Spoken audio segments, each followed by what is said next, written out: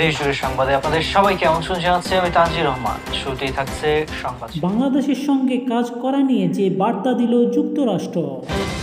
বাংলাদেশের নির্বাচন দমন নিপীড়ন নিয়ে ফের যা বলল যুক্তরাষ্ট্র। রাশিয়ার আওয়ামী লীগ সুলভ বক্তব্যে জনগণের অনুভূতিতে আঘাত করেছে বিএনপি। এতক্ষণ শুনছিলেন শিরোনাম, এবার বিস্তারিত। নবম, দশম, একাদশ এবং সর্বশেষ দ্বাদশ জাতীয় সংসদ নির্বাচনে মিলিয়ে টানা 4 বার সরকার গঠন করেছে আওয়ামী লীগ।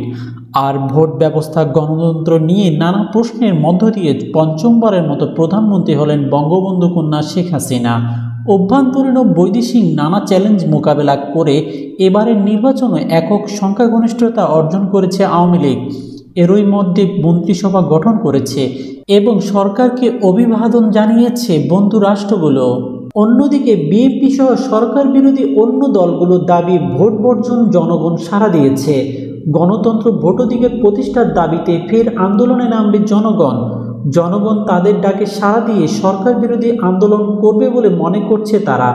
এছাড়া বিএনপি জামাতের দাবি একতরফা নির্বাচনের মধ্য দিয়ে সরকার গঠন করলেও নানা কারণে বেশি দিন টিকবে না। সরকারের পক্ষ থেকে বলা হচ্ছে বিরোধীরা আন্দোলন করবে, এটাই স্বাভাবিক। তবে সামনের দিনগুলোতে সরকারকে কঠিন চ্যালেঞ্জের মুখে পড়তে হবে তেমন দেখছেন না আওয়ামী লীগপন্থীরা। দ্বাদশ সংসদ নির্বাচনে ভোট গ্রহণ শেষে কেন্দ্রগুলো থেকে প্রাপ্ত তথ্যের ভিত্তিতে 41% বেশি ভোট কাস্ট হয়েছে বলে জানিয়েছে নির্বাচন কমিশন। বিষয়টি বিএনপি নেতাকর্মীদের কাছে অবাক লেগেছে।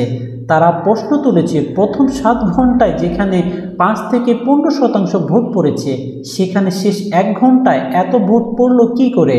তত্ত্বাবধায়ক সরকারের অধীনে নির্বাচন ও সরকারের পদত্যাগের দাবিতে গত 1 বছরের বেশি সময় ধরে আন্দোলন করে আসছে বিএনপি। তবে নির্বাচনের কয়েকদিন আগে কঠোর কর্মসূচি থেকে সরে এসে লিফলেট বিতরণের মতো কর্মসূচি দেয় দলটি। নির্বাচনের পর এখন পর্যন্ত কালো পতাকা মিছিল কর্মসূচি পালন করছে বিএনপি ও তার সমমনারা। ঢাকা ও সারা দেশে এই কর্মসূচি পালন করছে দলগুলো। এই অবস্থায় দলটি তৃণমূল নেতাকর্মীদের প্রশ্ন, নির্বাচন তো শেষ হলো, এখন সরকারকে চাপে রাখতে কোন ধরনের আন্দোলনে যাবে বিএনপি? তবে বিএনপির আন্দোলন কোন প্রক্রিয়া কিভাবে হবে সেটি নিয়ে বিভিন্ন মতামত দিয়েছে বিএনপি নেতাকর্মীরা। অন্যদিকে আন্দোলন করে বিএনপি বা অন্য তথা বিরোধী দলগুলো কিছু করতে পারবে না বলে মনে করছে আওয়ামী লীগপন্থীরা। নির্বাচন পরবর্তী নানা বিষয় নিয়ে আলোকপাত করেছে আওয়ামী লীগ ও বিএনপিপন্থী আইনজীবী নেতারা। বিএনপি নেতা সুপ্রিম কোর্টের আইনজীবী অ্যাডভোকেট জয়নুল আবেদিন বলেছে, বিএনপি ভোট বর্জন কর্মসূচিতে জনগণ সাড়া দিয়েছে। একতরফা নির্বাচনের মধ্যে যে সরকার গঠন করা হয়েছে তা একটি অভিনব বিষয়। আগে সংসদ ভেঙে দেওয়া হয়নি, মন্ত্রীরা পদত্যাগ করেনি। একটি সংসদ থাকা অবস্থায় আরেকটি সংসদ গঠন, এটা সাংবিধানিক সংকট, যেটি দেশি বিদেশি বিশ্লেষক, রাজনৈতিক এবং কেউই ভালোভাবে দেখছেন না। তিনি বলেন, নির্বাচনে বিএনপি প্রত্যাখ্যান করেছে। যদি 40% ভোট দিয়ে থাকে তাহলে 60% লোক ভোট দেয়নি। এই সরকার জনগণ সমর্থনহীনভাবে চলতে পারে না। জিনিসপত্রের দাম, ব্যাংক এবং অর্থনৈতিক ব্যবস্থা যেভাবে চলছে তাতে সরকারের ভবিষ্যৎ সুসম্পূর্ণ দেখছি না। অন্যদিকে বিএনপি নেতাকর্মীরা কারাগারে আছে। বিশেষ করে বিএনপির মহাসচিব মির্জা ফখরুল ইসলাম আলমগীর সহ স্থায়ী কমিটির সদস্যরা এখনও কারাগারে। এই অবস্থায় রাজনৈতিক কর্মতৎপরতা চালিয়ে যাচ্ছে বিএনপি সহ সরকার বিরোধী অন্য দলগুলো। সরকার হঠাতে আন্দোলনের এ বিষয়ে তিনি বলেন, আপনারা জানেন 28 অক্টোবরের পরে দলীয় কার্যালয়ে তালা মেরে রেখেছিল। সম্প্রতি তালা ভেঙে অফিসে প্রবেশ করে নেতাকর্মীরা। এ বিষয়ে সংবাদ সম্মেলন হয়েছে। বিএনপি বসে নেই, আমাদের দলের নেতাকর্মীরা ফোরামে আছে, শরিক দলও আছে, সবাই আন্দোলনে চালিয়ে যাচ্ছে, যোগ করে জয়নুল আবেদিন। তিনি বলেন, আমরা মনে করি জনগণ সব ক্ষমতার উৎস, সুতরাং জনগণ নির্ধারণ করবে ক্ষমতায় সরকার কতদিন থাকবে। বিএনপি আন্তর্জাতিক বিষয়ক সম্পাদক ব্যারিস্টার নাসির উদ্দিন আহমেদ সমসাময়িক বিষয় নিয়ে বলেন, আমি মনে করি বিএনপির নির্বাচন বর্জন সঠিক সিদ্ধান্ত। নির্বাচনটা কেমন হয়েছে জাতীয় আন্তর্জাতিক মিডিয়াগুলো তুলে ধরেছে। অনেক দেশের পর্যবেক্ষকও আসেনি। সরকার ভালো নির্বাচন দেখাতে অনেক কেন্দ্রে দলীয় সমর্থনের লাইনে দাঁড়িয়ে করিয়ে দেখিয়েছে যে নির্বাচন সঠিক হচ্ছে। অনেক কেন্দ্রে দেখা গেছে সাংবাদিক ও মিডিয়া বিশেষ পর্যায়ে চালিয়ে যাওয়ার পর লাইন ভেঙে সবাই চলে গেছে। নির্বাচন বর্জনে সফল বিএনপি ও সমমনা রাজনৈতিক দলগুলো একসঙ্গে আন্দোলনে আছে জানিয়ে ব্যারিস্টার নাসির উদ্দিন বলেন, আমাদের সফলতা এখানে দেশের মানুষ রাজপথে না নামলেও আন্দোলনের সংস্কৃততা ছিল। জনগণ মাঠে আন্দোলন করতে না পারলেও ভোট বর্জন করে দেখিয়েছে।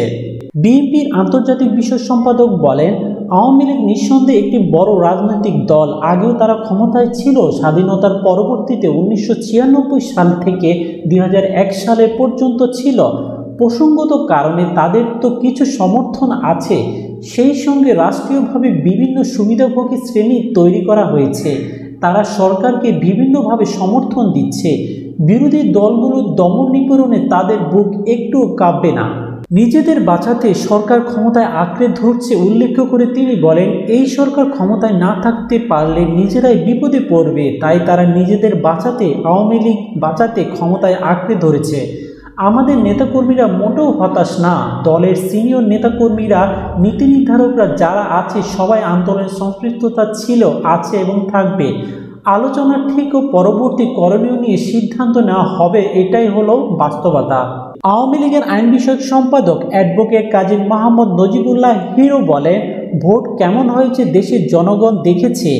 এখন ডিজিটালি অবজার্ভ করা হয়েছে যে সব জায়গায় ভোট হয়েছে।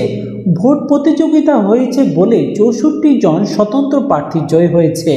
তবে কিছু লোক আতঙ্কে ছিল। ভোটের আগের দিন রাতে ট্রেনে আগুন দিয়ে মানুষ পুড়িয়ে মারা হয়েছে। লাগাতার বাসে আগুন দেওয়া হচ্ছিল। সেগুলো তো বর্জন না, রীতিমতো হুমকি দেওয়া হচ্ছিল। হুমকি দেওয়ার পরও নির্বাচন সুন্দর হয়েছে।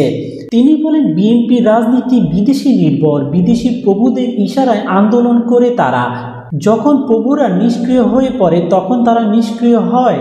মাঠ পর্যায়ে কোনো মেরুদণ্ড নেই বিএনপির কোনো আন্দোলনই সফল হবে না। সরকার যতটা সহনশীলতার পরিচয় দেওয়ার, যতটা নিরপেক্ষ থাকার তার চেয়েও বেশি নিরপেক্ষ থেকেছে।